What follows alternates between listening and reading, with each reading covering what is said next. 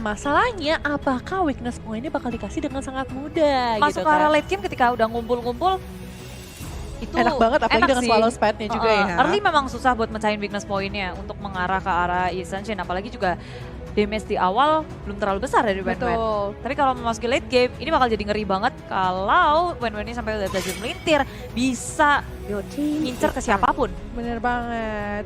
Dan di sini udah ngebuang juga ke arah seorang Farsha. Mereka nggak pengen ada combo Wombo Combro di sini dengan adanya Barat ditambah dengan Farsha Feeder Air Strike. Tapi Lancelot juga udah nggak ada nih. Berarti mereka masih membutuhkan hero-hero yang bisa stay di arah mid lane-nya. Dan menurut aku masih dengan adanya Ye Shanshin masih bisa ditaruh di arah tengah. Tapi kalau memang pengen nyari yang benar-benar jungler banget, mereka harus punya hero yang bisa clear wave dengan sangat cepat. Sebenarnya opsinya sekarang banyak banget sih, seperti yang kita bahas tadi. Dengan adanya Saber bisa dipakai, terus masih ada Hayabusa juga gitu kan. Masih banyak banget option-option yang bisa pakai untuk assassin di arah sana. Bahkan menurut aku, sekarang kalau ngepick yang namanya Alucard Fanny pun masih sangat-sangat bisa tergantung dengan rotasi mereka. Fanny, Serius. ya ampun. Yang penting rotasi mereka bisa jalan dengan sangat baik. Iya, lumayan ngeri sih ya kalau nggak ada blue buff. Rip, betul.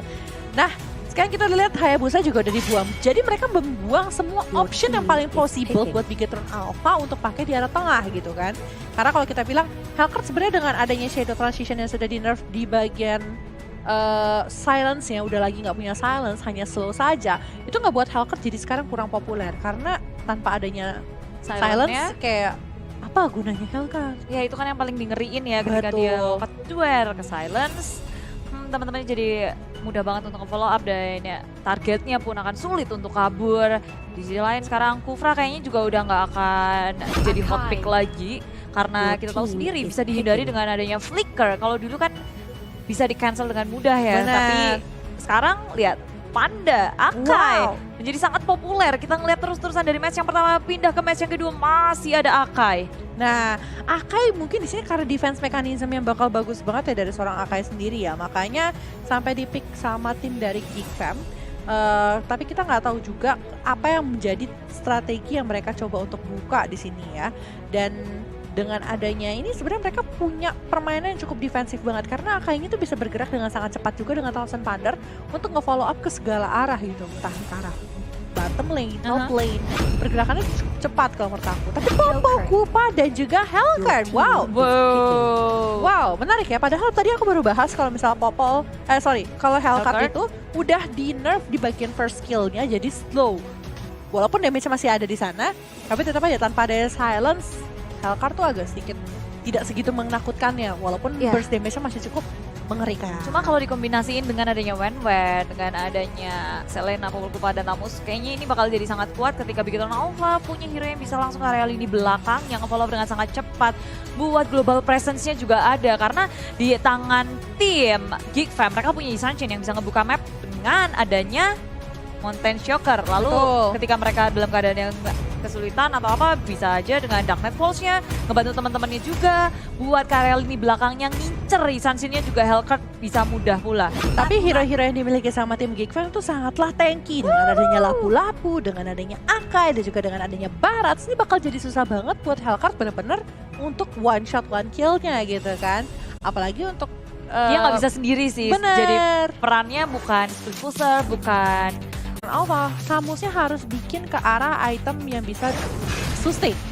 Kalau nggak bisa bahaya. Tapi yes, kita masuk dalam match kedua kali ini masih di game pertama dari Best of 3 Series. Jangan lupa untuk taruh hashtag IndoPride dan juga hashtag tim yang kalian pengen dukung. Hashtag BTRWin atau hashtag Once a Geek Always a Fan. Vela win.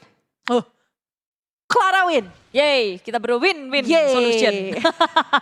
Karena sekarang di area atas, Bran sudah menduduki posisinya dengan Wen-Wen-nya di area tengah Taka. Dan juga Dreams nge-secure mid lane-nya, ngasih space buat Max untuk mengamankan red buff-nya terlebih dahulu. Ya, red buff-nya kali ini mau coba untuk di-secure terlebih dahulu. Karena memang kita tahu ya, seorang Hellcurt butuh banget red buff-nya supaya jauh lebih cepat untuk dapetin itemnya. Sedangkan kalau kita lihat sebelah sana red buff yang dimiliki sama teman-teman dari Geek udah mulai digangguin. Tapi Dreams, akankah masih bisa untuk mundur? Yes, masih bisa. masih bisa aman, tentram, damai. Dan dari tim Geek Fam pun mereka nggak punya lockdown pasti di awal seperti ini. Kemungkinan untuk mengejarnya sangat sempit, tapi dengan flicker yang digunakan, Dreams make sure bahwa early-nya dia nggak mau kalah. Dia mau menduduki mid lane-nya tanpa terganggu. Dia top lane Brans mandiri banget sendirian melawan Renf dari tim Geek Fam dengan Baras. Brans sudah mendapatkan level 3, agak sedikit terlambat daripada Renf itu sendiri. Cuma yang penting di sini Brans harus bermain aman, jangan sampai dia tertangkap. Benar. Dan juga di sini Swan harus punya item Bloodlust X secepat mungkin. Karena item itu udah cukup untuk melakukan rotasi ke segala arah. Karena dengan item itu dia punya sustainability yang sangat tinggi dari seorang lapu-lapu sendiri. Dan susah banget untuk di-take-down sama teman-teman dari Bigetron. Jadi dia bisa untuk nge-spam skill, bergerak dapetin objektif, mungkin bisa dapetin point kill juga. Dan itu menjadi advantage banget buat teman-teman dari Geek Fam. Yes, dan ketika sudah membuka Mountain Choker-nya Baby Ruka di area bottom lane mendapatkan sedikit cold shield. Di area bawah ketika udah ngelihat, oh teman-teman dari tim BTR ternyata ada di area mid lane. Mereka berkutat sendirian dan tim Geek Fam mereka nggak mau main terlalu agresif pula. Mengingat Baby Ruka harus punya farming juga. Freeze di area tengah juga masih farming menjaga mid lane-nya supaya nggak terlalu dikut oleh tim Jetron. Tapi kali ini mereka udah ini ngumpul jalan di area river, saling mengintai satu sama lain, menjaga posisinya dengan sangat baik. Betul, menjaga posisi dengan sangat baik. Dan di sini tipikalnya lebih nggak pengen terlalu gegabah seperti itu. Tapi wow, kaboom! Flame shot terakhir dari seorang Taka berhasil dapetin 1 poin ke arah seorang Zun kali ini lah. Dari seorang Akai berhasil untuk di take down. Sedangkan kalau kita lihat dari sisi lain juga dari Taka. Di sini permainan sangat luar biasa. Itu momen yang tepat banget untuk tim BTR ketika mereka ngeluarin Abyssal Arrow, di follow dengan sangat cepat. Sempat mencoba untuk kabur dengan dari flicker tapi ternyata gagal. Belum flicker, dia kabur pakai Thousand Bonder ya. Thousand Bonder dan tetap di stop di situ. Dan tim BTR sekarang bergerak ke area objektif selanjutnya. Turtle yang pertama akan mereka tanpa adanya gangguan. Tim Geek Fam agak sedikit terlambat untuk merespon. Mereka lebih memilih untuk berfarming sendirian di area jungle-nya. Iya, tapi sayang banget tadi blender yang dilemparkan sama Akai pun nggak bisa untuk dapetin ke arah turtle yang dimiliki sama teman-teman dari BTR. Tapi dilihat sebelah sana Zones mulai digigit sama seorang Kupa yang nakal sekali. We are angry dibuka di sebelah sana. Tapi lihat sebelah sana Freeze masih menggunakan dia punya Brilliance of Order untuk mundur dan tidak ingin terlalu banyak mengkontes pergerakan yang dimiliki sama Bigetron Alpha. Dengan apa yang mereka miliki dan ditambah dengan hero-hero mereka punya keunggulan dalam permainan super agresif yang dimiliki sama Bigetron Alpha. Mungkin itu salah satu alasannya kenapa tim Geek Fam lebih memilih untuk bermain cukup santai dan cukup aman aja ya kayaknya ya. Itu dia, Geek Fam-nya bersembunyi di dalam bush area mid lane, cari momen yang tepat, surprise, ada Dreams di situ langsung dilompatin Hurricane dan di follow dengan sangat cepat. Damage dari tim Geek Fam begitu mengejutkan tim BTR, agak sedikit terlambat dan Max menukarkan seorang Dreams untuk Zuns. Respon balasan yang sangat cepat dari tim BTR sehingga mereka nggak terlalu rugi juga. Benar banget, gak terlalu rugi kali ini 1 ditukar dengan 1. Tapi masalahnya yang mendapatkan poin duluannya di sini adalah seorang Freeze yang notabene didapetin sama tim Bigetron adalah dari Max. Yang berarti keunggulannya berarti untuk Max dong. Dengan kill yang dia dapatkan karena dia adalah jungler, dia butuh item lebih, dia butuh untuk scouting lebih banyak lagi ketika nanti pergerakannya berhasil didapatkan gitu kan. Ini jadi keunggulan banget buat tim Bigetron dan menariknya adalah Hellcard menggunakan emblem jungle kali ini. Yang berarti benar-benar berfokus banget untuk dapetin advantage dari keunggulannya mereka. Ya, dan benar-benar dimaksimalkan juga gameplay dari tim Bigetron sesuai dengan apa yang ingin mereka mau. Horor banget di sini juga Taka terus-terusan nge-spam Abyssal Arrow-nya sehingga semua yang bersembunyi dalam bus tertawan lagi dan didapatkan rupanya Ripo yang ditinggal seorang diri berhasil di-pick off oleh tim Geek Fam. Pergerakan kedua player dari tim Geek Fam dan membuat sekarang Freeze-nya udah 2 poin kill. Iya, Freeze udah 2 poin kill kali ini. Lunox dapat advantage 2 poin kill, apalagi dia pakai Magic Warship. Agak sedikit menakutkan sih kalau menurut aku. Pergerakan agresifnya dapat banget dari seorang Lunox sendiri. Dan kalau kita lihat secara gold, sebenarnya goldnya tuh tidak terpaut jauh loh. Malah dimenangin oleh Geek Fam ya? Iya. Tapi mereka beda-beda cuma 100, 200, 100, 200. Mereka cuma ngadu farm aja nih kayak gini nih. Unda-undi ya bun. Unda-undi ya bun. Unda-undi artinya apa? Unda-undi ya. Kejar-kejaran ya bun ya? Ya gitulah, aku gitu. juga gak tahu artinya. Iya. Itu gak bahasa Indonesia ya? Gimana sih? Tapi itu ternyata Dark Rifle sudah dikeluarkan Dreams dalam bahaya. Tapi masih ada Hurricane dan Zuns mencoba untuk mengunci pergerakan dari Taka-Taka masih bisa kabur. Dan setup dari Gig rupanya belum bisa menghasilkan kill apapun. Dreams responnya sangat cepat, dia masih bisa flicker, kabur. Tapi Gig Fam gak berhenti di situ, mereka langsung invasi di area mid lane-nya. Langsung dibombardir super dive dari Gig Fam. Tapi lihat sonatanya dari remnya. Ya, dan kalau kita lihat lagi di sebelah sana, dari teman-teman Bigatron House dipukul mundur sedikit dengan pergerakan yang dimiliki sama teman-teman dari Gig Fam. Dan mereka tidak bisa mendapatkan apapun, padahal resource-nya udah banyak banget yang Dikeluarin kepake. Detonas welcome-nya. Nah. Apa sampai Detonata? Deadsona.